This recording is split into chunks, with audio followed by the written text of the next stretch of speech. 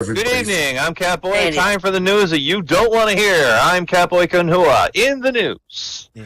A judge just denied Paul Manafort's motion to dismiss the indictment against him. Manafort's strategy was using Fox News talking points in court. Surprisingly, it's not working. But he's not giving up on the strategy. His next idea is to plead insanity because he was vaccinated as a child.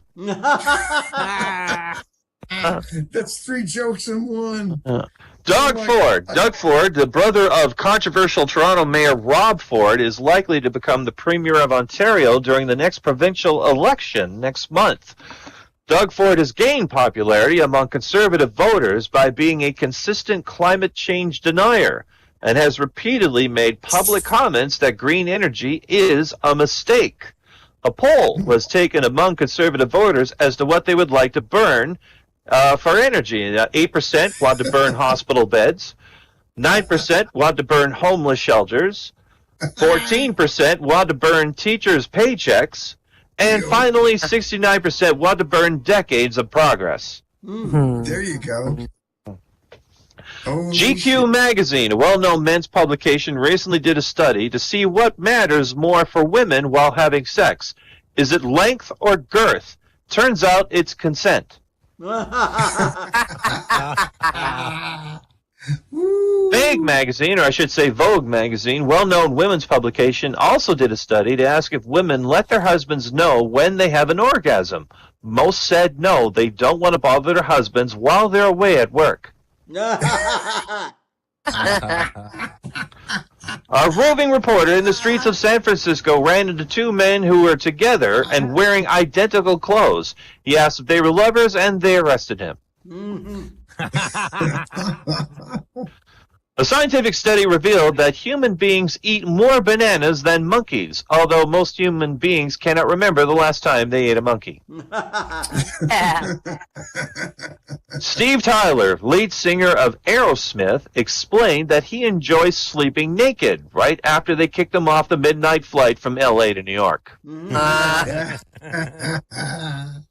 Today, Donald Trump was surprised when North Korea started acting like North Korea again and called off the peace talks, tossing a great big wet blanket on one of Donald Trump's very few positive accomplishments.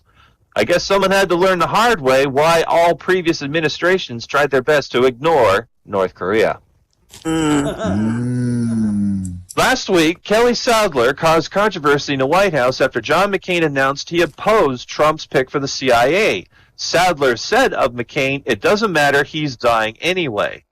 A lot of medical doctors said Sadler and other White House admins cannot make that assumption, as there are advances in medical science every day.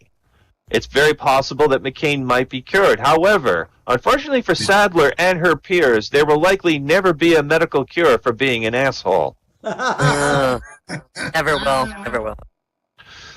EU President tears into Donald Trump today, warning U.S. President is a bad friend who acts with capricious assertiveness. The White House announced they will likely react in outrage to the comments after they're through looking up what capricious assertiveness actually means. Then they have to consult Sean Hannity and explain whether or not that's an insult. Of course, the problem is someone's going to have to explain that to Sean Hannity. A recent continued study of the area of Chernobyl has raised questions about how much risks scientists are taking in studying radioactive damage at Chernobyl for the past 30 years. Scientists claim that the risks are minimal, as they can count how many times they actually visited Chernobyl on their hands. It's 27. And finally, I would like to wish Happy Ramadan to all the Muslim viewers. This month, lunch is on me. That's the way you wish it wasn't. I'm CatBoy Kunhua.